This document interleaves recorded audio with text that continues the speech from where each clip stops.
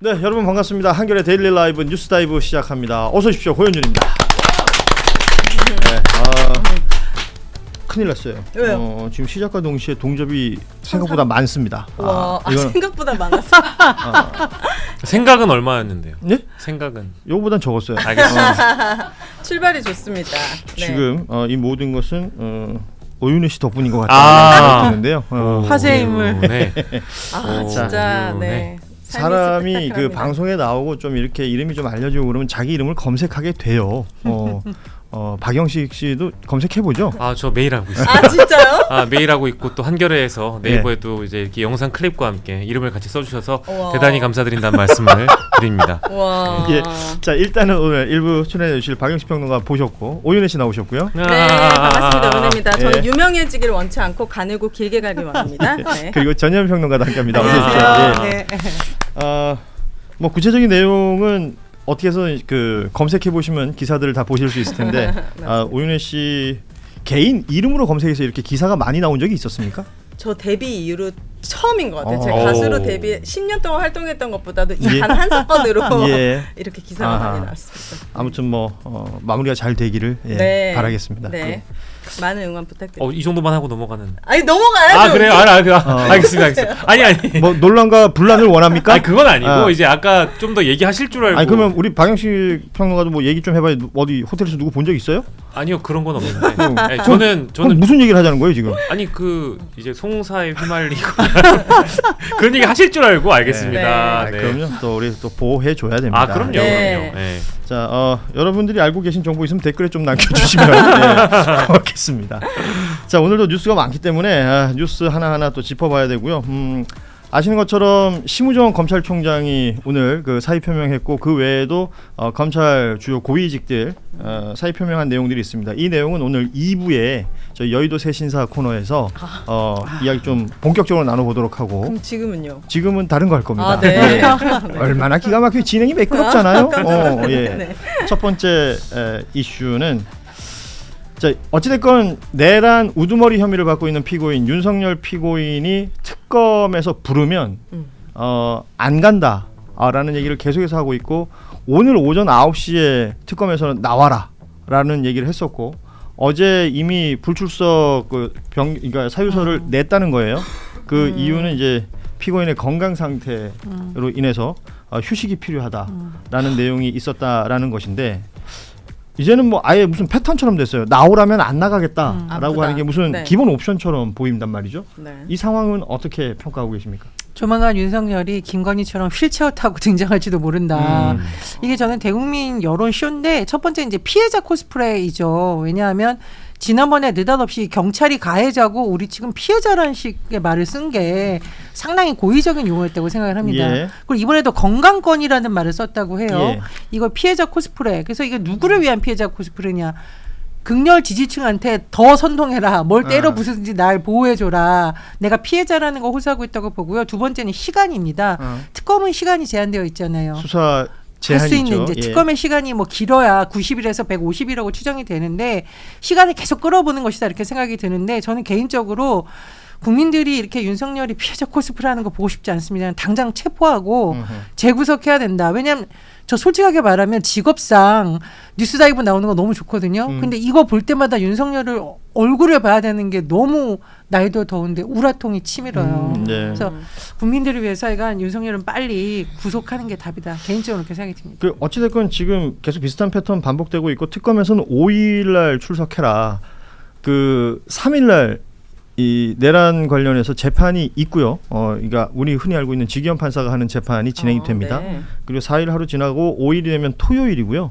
토요일 오전 9시 출석 통보를 했는데 이번에도 안 나오면 뭐 소위 말하는 형사소송법상의 절차, 그러니까 체포영장을 청구할 것이다라는 예상들이 있어요. 우리 박영식 평론가는 그러니까 체포영장을 칠 수밖에 없겠죠. 이번에 안 나온다고 하면 그건 당연히 이제 특검이 공식화했기 때문에 체포영장을 청구할 수밖에 없는 상황이 되는 거고 마치 이제 명분을 쌓아가는 것 같습니다. 그러니까 조은석 특검이 잘 하고 있는 것은 윤석열 쪽에서 특검 수사에 비협조하는 모양새를 조금이라도 보인다라고 한다면 형사소송법 절차에 따라서 어쨌든 바로 체포영장 청구하겠다라고 얘기를 하고 있는 것은 윤석열이 조금이라도 더 수사를 지연시키거나 비협조하지 않게 만들기도 하고 여차저차 해가지고 더 수사에 불응하거나 예. 수사를 방해하는 정도까지 간다고 하면 바로 체포하고 구속시키겠다는 의지거든요. 거기까지는 좋습니다. 근데 윤석열의 태도라는 게 정말 오만방자하기 짝이 없는 것이고 지난주 토요일에 조사받았는데 이번 주 토요일에 조사를 받겠다는 거예요. 세상 어떤 피의자가 이런 식으로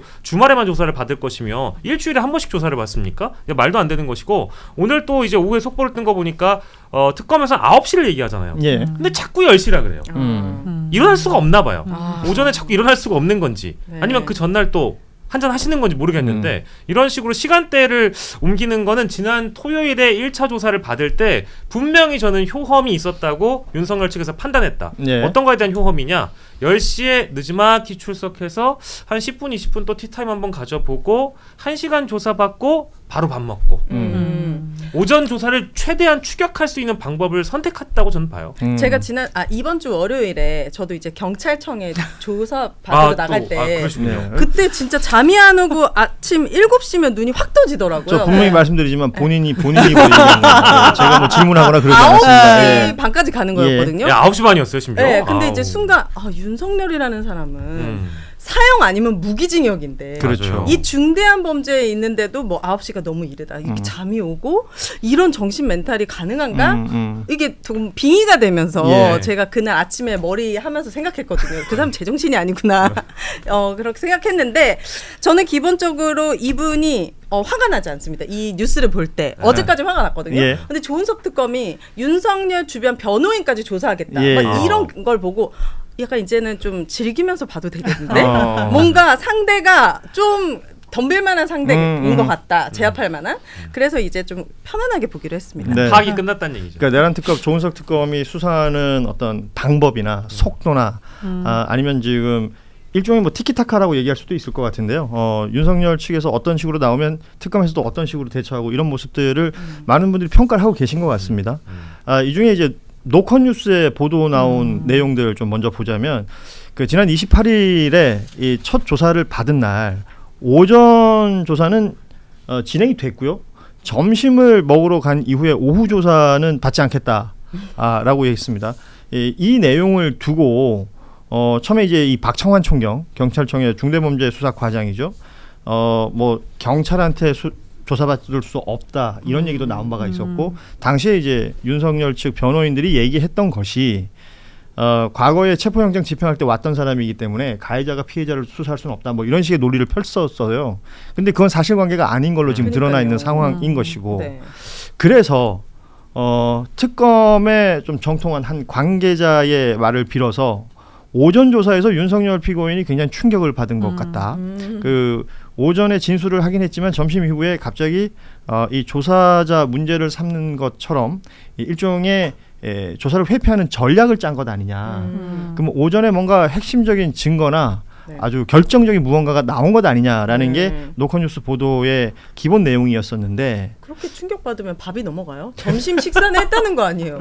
이게 나도 신기하네. 그래서 그 부분을 어떤 분들은 주목해요. 첫날 조사 다 받고 집에 갈 때 청사 나올 때 표정이 털렸죠. 뭔가 이렇게 우리 흔히 하는 말로 이제 멘탈이 나간 것 같은 네. 표정 아니었느냐 이렇게 평가하시는 분들도 있고 한데 어떻게 봐요? 이건 뭐 법 기술 혹은 전략을 짜서 어떻게 대응하는 것으로 보는 게 맞을까요? 아니면 실제 어떤 결정적인 증거 같은 것들이 제시됐을까요? 전 개인적으로 윤석열 녹취록도 터질 수 있다 이렇게 예상을 합니다. 녹취. 네.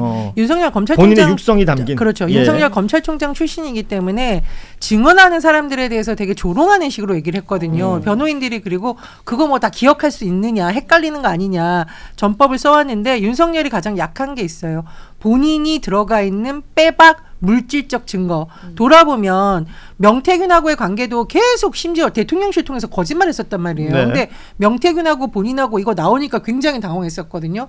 그 다음에 계엄 과정에서도 명태균이 황금폰 공개하겠다 밝히고 그 다음날 비상계엄 선포됐단 말이에요. 그래서 제가 보기에 윤석열 측이 도저히 공격하기 어려운 뭔가 빼박 물질적 증거가 있는데 개인적으로 저는 그게 녹취록이나 이런 게 아닐까 생각을 합니다. 그러니까 그렇군요. 그걸 예. 직원들이 몰래 녹음했을 수도 있고 그냥 말하는 걸 아니면 전화를 녹음했을 수도 있고 아니면 저는 김건희의 육성 녹음이나 뭔가 그런 게 있지 않을까 생각이 핵심 됩니다. 증거. 도저히 네. 부인할 수 없는 어떤 증거. 네. 예. 조은석 특검이 검찰 내부에 이제 교본 같은 책을 만들었는데 그 비매품이거든요. 그 책의 제목이 수사 감각이라는 책이 예. 있습니다. 근데 수사 감각이라는 책의 내용을 보면 뭐 이제 핵심은 그런 거죠. 피의자를 비매품인데 예. 봤어요 그 책을? 아니 이제 다른 방송에서 그러니까 기자들이 구해서 방송 돌면서 들은 얘기죠 지금. 아니죠. 어제 보여준 예, 수사 감각이라는 책을 알겠어요. 보여주셔가지고 예. 거기에 이제 나온 내용을 왜냐하면 정보의 근원이 난 궁금했거든.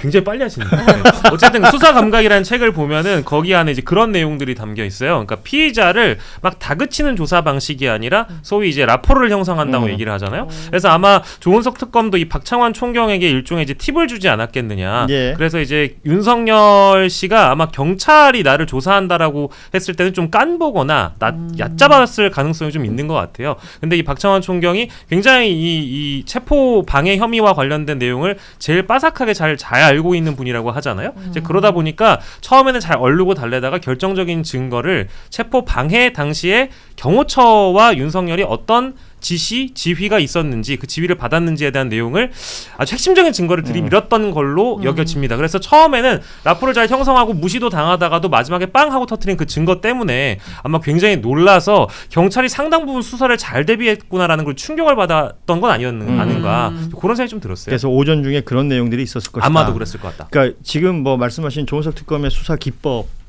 얘기를 했는데 이게 친해지고 약간 허술하게 보여가지고 피의자 입장에서는 굉장히 말을 많이 하게끔 만들고 그 안에서 어떤 결정적인 걸 찾으면 딱 내밀어서 이 혐의를 부인하지 못하도록 하는 그런 스타일이라고 알려져 있거든요. 반대로 생각해 보면 윤석열 검사 시절의 수사 기법은 우리 흔히 말하는 토끼몰이. 그러니까 모든 걸 다 터는 거죠. 모든 걸 다 털어가지고 몰아붙이다가 어느 한 곳에서 본안하고 상관은 없는 것들이라 할지라도 그러니까 별건에서라도 뭔가 위법적인 거나 불법적인 게 나오면 그걸로 걸더라. 이게 굉장히 좀 상반된 수사 기법인데 이 내용을 검사 윤석열 입장에서는 나름 자신 있지 않았겠습니까? 나도 뭐 이거 하루 이틀 하는 것도 아니고 뭐 이런 생각이 있었을 텐데 뭔가 거기서 본인이 생각해도 위험한 것. 토끼보다는 사자가 낫지 않아요? 네? 윤석열에서 토끼가 윤석열이고 토끼몰이 한다고 했잖아요. 뭔가 고소고발을 주의하셔야 됩니다. 이 정도 사자가- 비유 가지고는 지금 동화 이야기하는 거거든요. 예. 한마디로 붙이면 본인도 지금 약간씩 움찔움찔해요 보니까. 윤석열이 과거에 한 발언이 그런 취지였던 걸로 저도 예. 기억을 아 합니다. 돼지구나.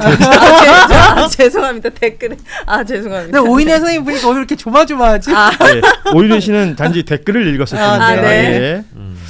자, 그리고 네. 다음 이야기도 좀 해보도록 하겠습니다. 일요일 MBC 스트레이트에서 보도됐던 내용 많은 분들이 보고 분노도 하고 저 이거 제일 화났어요. 예, 화도 많이 내셨습니다. 그러니까 지난해 10월에 북한 평양 상공에 무인기가 떴고 평양에 추락했습니다. 그 내용을 북한에서 대대적으로 비난하는 성명을 방송을 통해서 낸 바가 있었죠. 네. 그 당시에 그 상황을 보고 현역 군인이 증언하기로는 VIP와 김영현 전 장관이 박수를 치며 좋아했다. 너무 좋아서 또 하라고 했다. 그래서 사령관이 굉장히 부담을 느꼈다. 와. 그 이후에 11월 중순이면 소위 말해서 비상계엄하기 전에 보름에서 한 20일 전쯤 되는 거거든요. 그때 다시 이 평양의 무인기 침투 작전을 실행한 바가 있다라는 증언이 있었습니다. 그리고 민주당 박선원 의원이 또 기자회견을 했죠. 당시 드론 작전사 이 사령관이 무인기 담당 영관급 중대장에게 직접 전화로 무인기 작전 지시를 했다는 제보를 확보했다. 이런 내용들 보면 일정 부분 사실관계가 확인되는 것으로 보이고요. 네. 이 박선원 의원은 뭐 여러 가지 은폐하려고 했던 것 아니냐라는 의혹까지 내고 있습니다. 당시 방첩사에서 여러 지시를 통해서 당연히 진행되어야 했던 그 민군이죠. 합동 조사를 제지하는 그런 상황들도 확인이 됐다라는 거니까 이거 사실은 군 구석구석에 이 내용을 알고 있는 사람이 더 있을 수도 있지 않겠습니까? 그렇겠죠. 그러니까 박선호 의원이 이제 지금 밝힌 내용은 사실은 우리가 국회에서 청문회 하던 시절에 청문회 시기에 드론 작전 사령관이 당시 야당 의원들을 상대하면서 보여줬던 태도와 뭔가 좀 퍼즐이 잘 맞춰지는 그런 내용입니다. 이때도 드론죽정 사령관이 마치 그런 일은 처음 들어본다라는 예. 듯이 사실이 아니라는 식으로 막 부인을 하고 전혀 아무것도 모른다는 예. 태도로 일단 일관을 했었거든요. 이제 그런 점이 굉장히 많이 수상했던 부분이고 뭐 방첩사는 이제 사실 말할 것도 없는 것 같습니다. 다만 이때 방첩 사령관이 바로 여인형 그렇죠. 사령관이니까요. 예. 네. 그래서 이제 이 두 사람의 이 태도적인 측면에서 봤을 때 이제 박선원 의원의 국회 기자회견은 너무 사실과 이제 부합해 보이고요. 다만 이 장교가 진술을 했다라는 거잖아요. 예. VIP와 김용현이 북한 발표를 보고 박수치면서 좋아했다라는